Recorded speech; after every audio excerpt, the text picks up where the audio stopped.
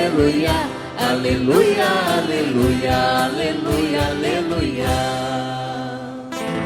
Jesus Cristo, sendo rico, se fez pobre por amor, para que sua pobreza nos assim enriquecesse.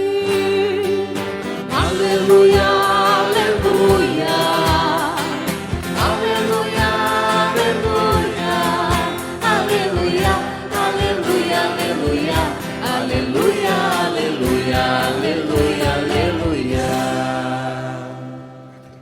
O Senhor esteja convosco. Ele está no meio de nós. Proclamação do Evangelho de Jesus Cristo segundo Lucas. Glória a vós, Senhor. Naquele tempo, dizia Jesus a seus discípulos: quem é fiel nas pequenas coisas, também é fiel nas grandes. E quem é injusto nas pequenas, também é injusto nas grandes.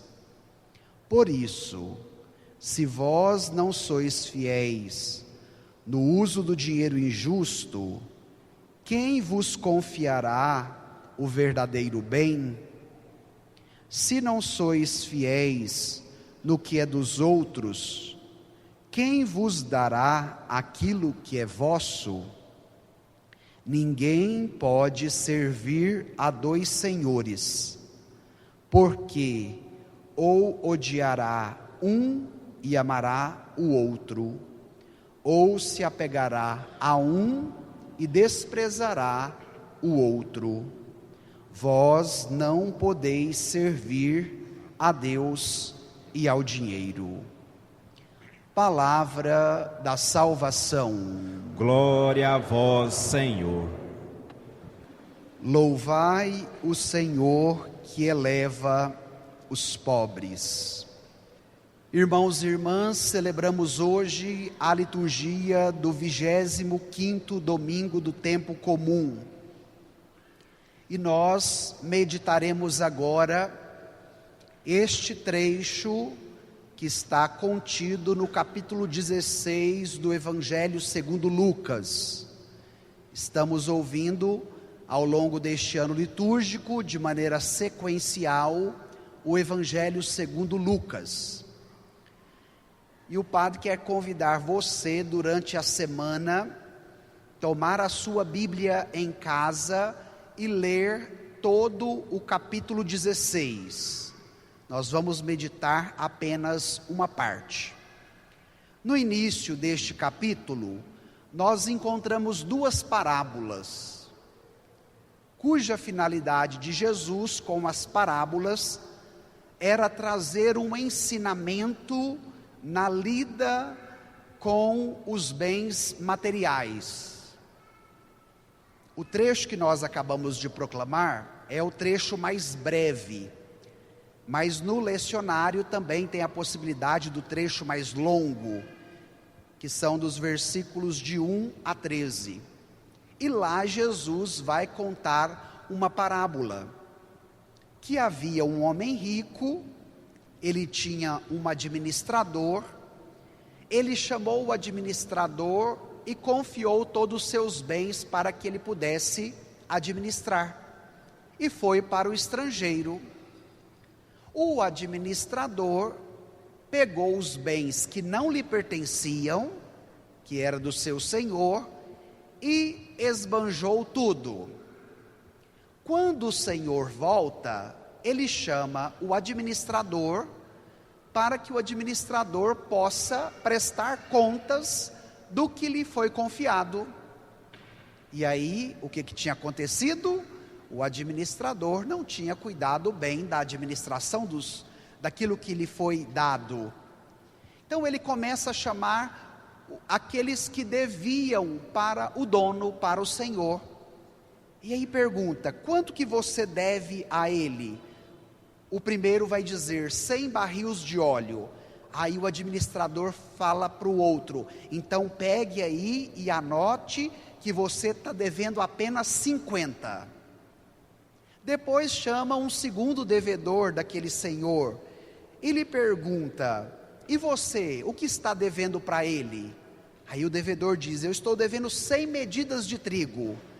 O administrador vai responder: então pega, escreve aí na sua caderneta que você está devendo apenas 80. O que está por detrás da parábola? 2 ensinamentos. O primeiro ensinamento é que o administrador não cuidou bem da administração e chegou uma hora que ele devia prestar contas.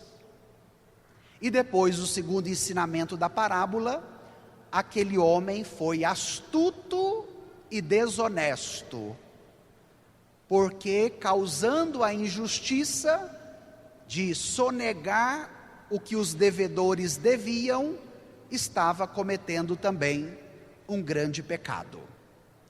E agora nós devemos trazer esta parábola para perto de nós e também nos questionarmos diante da palavra. Nós recebemos um grande bem, o dom da nossa vida, e o Senhor confiou a nós administrarmos bem a nossa vida, porque vai chegar uma hora que nós também deveremos prestar contas da nossa administração. E se hoje nós chegássemos diante do Senhor, se o Senhor voltasse, ou se nós morrêssemos, como é que seria a nossa prestação de contas, a prestação de contas da nossa vida, da nossa caminhada, das escolhas que nós fazemos ao longo da nossa história diante do Senhor? Cada qual deve se questionar: como está a minha vida cotidiana, a minha vida de oração, a minha prática da fé, o meu casamento, a minha família, a lida cotidiana no trabalho, a vivência na comunidade? Como eu estou administrando o grande bem que o Senhor me deu, que é o dom da minha vida? Olha como o evangelho de hoje também se atualiza. Mas agora Jesus vai tocar num outro tema muito espinhoso, que é o tema da corrupção. Aquele administrador foi corrupto. Jesus vai tocar no tema da injustiça, porque aquele homem, além de não ser um bom administrador, também foi injusto com o seu Senhor. Infelizmente, estas duas características estão muito fortes no nosso tempo presente: a corrupção e a injustiça. Basta nós acompanharmos os noticiários durante esta semana. As aprovações que os nossos políticos estão fazendo, principalmente na Câmara, querendo se blindar diante de investigações que poderiam incriminá-los diante dos seus erros. Hoje a nossa sociedade está tão desvirtuada que já não mais coloca como princípio a conversão de quem erra, mas coloca medidas judiciais que legitimam ou que escondem os erros daqueles que vão infringir contra o povo, contra a nação. E isso, minha gente, não é novo na história. A primeira leitura que nós acabamos de ouvir, que foi retirada do livro do profeta Amós, lá no Antigo Testamento, já aponta-nos sobre este conteúdo da corrupção e da injustiça. O profeta vai dizer: e o sábado para darmos pronta saída ao trigo, para diminuir medidas, aumentar pesos, adulterar balanças, dominar os pobres com dinheiro e os humildes com um par de sandálias, e pôr à venda o refúgio do trigo? Muitas vezes nós temos sempre a possibilidade de julgar a corrupção de fora. Quando falamos, por exemplo, do exemplo da política. Mas agora o Evangelho também aproxima de nós. Dentro do nosso coração pode habitar também a corrupção. De repente, nas pequenas coisas, no trabalho que era da minha ossada e que eu não realizo e que prejudica o outro, porque o outro vai ter que fazer o trabalho dele e o meu. De repente, a corrupção que eu realizo com o meu vale transporte ou com o meu vale refeição. Devemos olhar a corrupção e a injustiça nas dimensões macro, como apontamos um exemplo que é o da política, mas também devemos olhar estas duas temáticas na dimensão micro, na nossa relação, no nosso trabalho, no cotidiano dos bens que nós também administramos. E agora eu quero tomar com vocês o trecho do Evangelho que está aí no seu folheto, que é o trecho mais breve. Tomemos os versículos 10 e 11. Pegue aí Lucas, capítulo 16, versículos 10 e 11. Encontraram? Vamos ler juntos estes dois versículos? Naquele tempo, Jesus dizia aos seus discípulos: quem é fiel nas pequenas coisas, também é fiel nas grandes. E quem é injusto nas pequenas, também é injusto nas grandes. Por isso, se vós não sois fiéis no uso do dinheiro injusto, quem vos confiará o verdadeiro bem? Paremos aqui. Eu sempre digo a vocês que o modo da pedagogia de Jesus me é muito admirável. Jesus trata de temas espinhosos, a infidelidade, a injustiça, a corrupção, para nos apontar um bem maior que não se pode calcular, um bem maior que não se pode comprar, que não se pode materializar.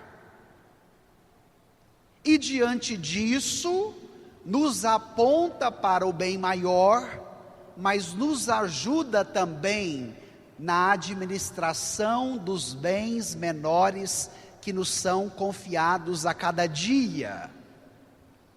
A pedagogia de Jesus é completa, porque ela quer qualificar a nossa relação com os bens materiais que são necessários para o cotidiano. Nós precisamos de uma roupa para vestir, de uma comida para nos alimentar, de uma casa para morar, de um veículo para nos locomover, e tudo isso é bens materiais e que nos são necessários. Mas o risco que Jesus está apontando é quando o bem material ocupa na vida da pessoa um lugar que não deve ser do bem material.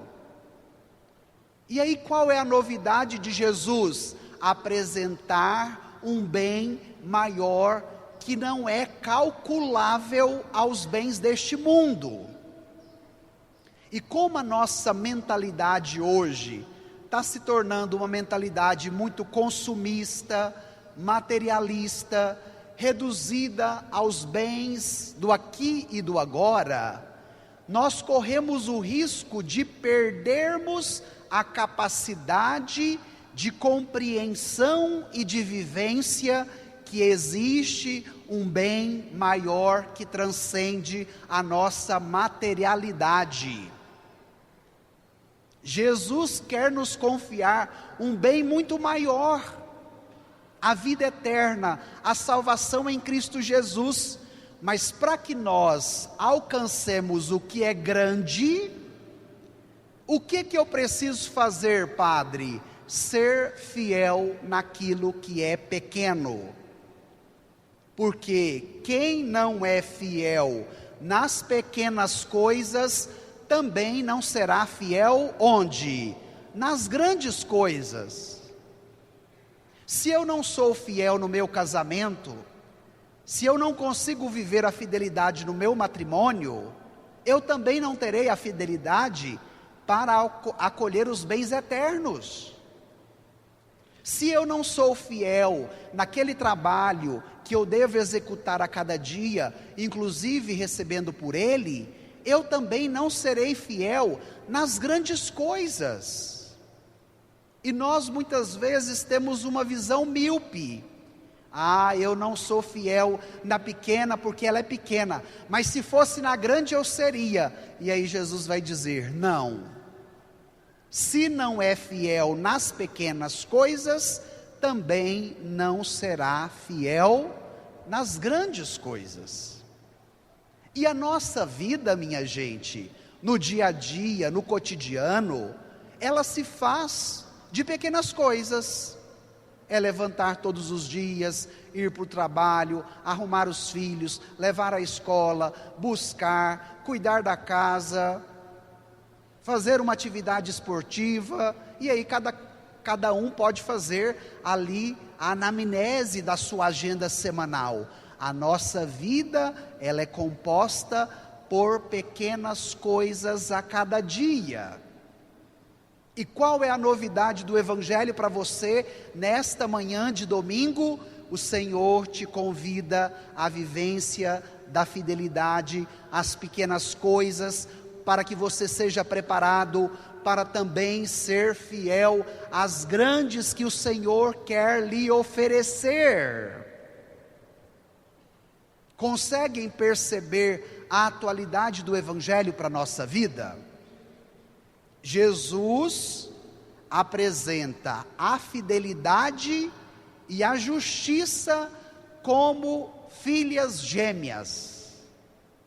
Podemos dizer assim, que elas são até siamesas, ou seja, elas são inseparáveis. A fidelidade pede a justiça e a justiça pede a fidelidade. E nós também devemos ter esta compreensão do Evangelho, porque de repente nós até decidimos viver a fidelidade, mas será que também decidimos viver a justiça?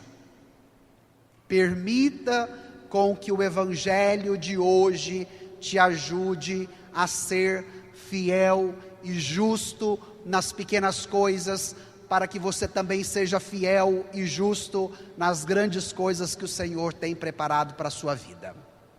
Vamos agora no final do texto, tome aí os versículos 12 e 13. Vamos ler juntos estes dois versículos? E se não sois fiéis no que é dos outros, quem vos dará aquilo que é vosso? Ninguém pode servir a dois senhores, porque ou odiará um e amará o outro, ou se apegará a um e desprezará o outro. Vós não podeis servir a Deus e ao dinheiro. Paremos aqui. Jesus termina o Evangelho com uma última provocação muito forte. O coração humano foi criado apenas para um Senhor. Por isso, não é possível servir a dois senhores.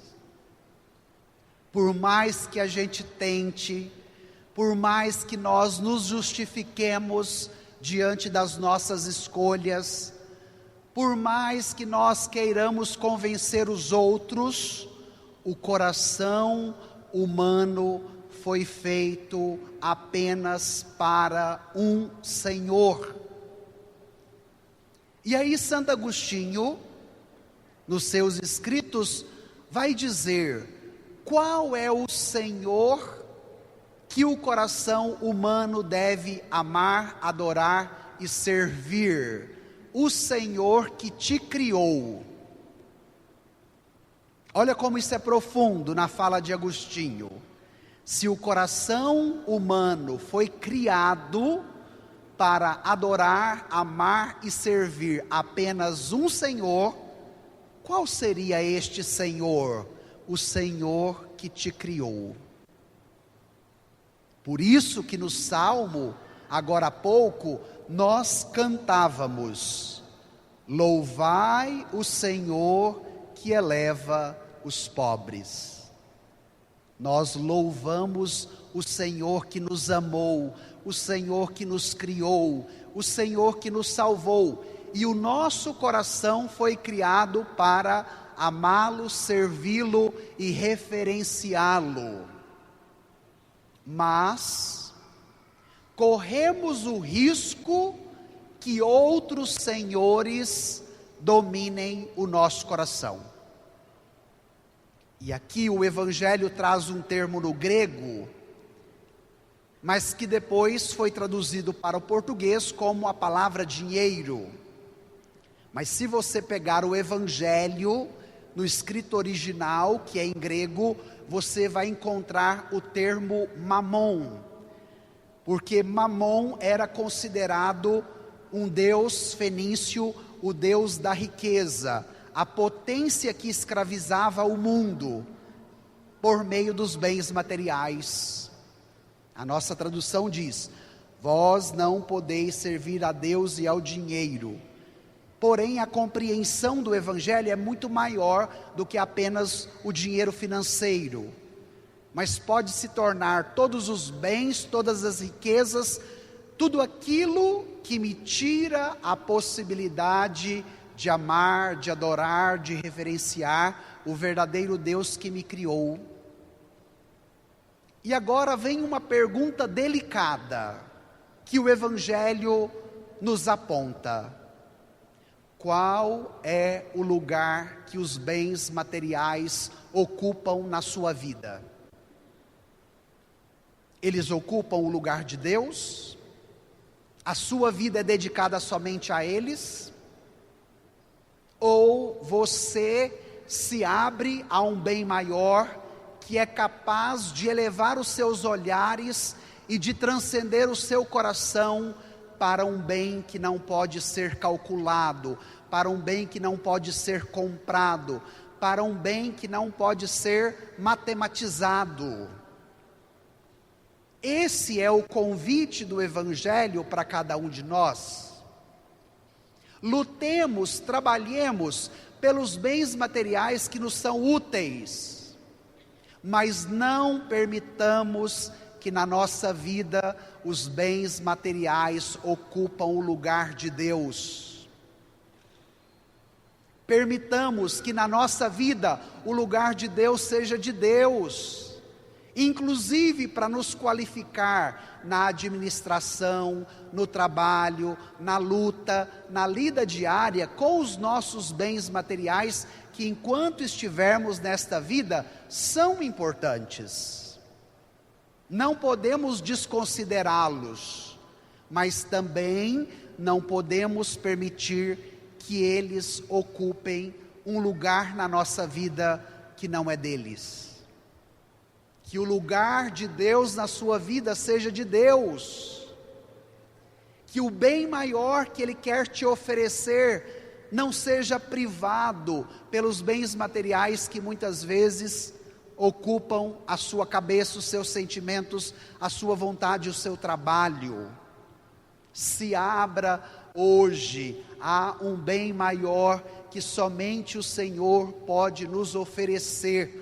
O Evangelho é para a vida, é para a prática cotidiana, é para o trabalho, é para nos ajudar na nossa conversão, para que um dia todos nós cheguemos à meta da vida cristã, que é a salvação em Cristo Jesus, e digamos uns aos outros: que bom que nós acolhemos a palavra de Jesus, para que hoje nós desfrutemos desta graça que recebemos. Minha gente, o Evangelho é uma palavra de ânimo, de coragem, de esperança, para nos ajudar diante das lutas diárias que muitas vezes são pesadas, são duras, e que cada vez mais nós permitamos com que o lugar de Deus na nossa vida, no nosso coração, nos nossos pensamentos, nas nossas práticas cotidianas, não sejam ocupadas por outros senhores. Porque lembre-se, o coração humano pode adorar e amar apenas um Senhor. Qual é o Senhor da sua vida? Pense nisso. Façamos então agora um instante de silêncio, permitindo com que esta palavra alcance o nosso coração. E que cada um, ao escutar a palavra, se abra ao grande bem que hoje o Senhor quer te oferecer.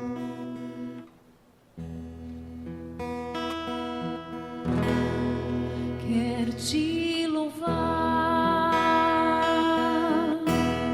te engrandecer e proclamar tua vitória em mim. Ser todo teu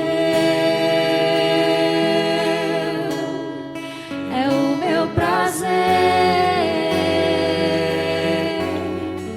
Te seguirei aonde fores, Senhor. Tu és o centro da minha vida, és a razão da minha alegria. Não quero tirar os meus olhos de ti, quero que sejas o centro, Senhor. Tu és o centro da minha vida, és a razão da minha alegria. Não quero tirar os meus olhos de ti, quero que sejas o centro, Senhor, da minha vida.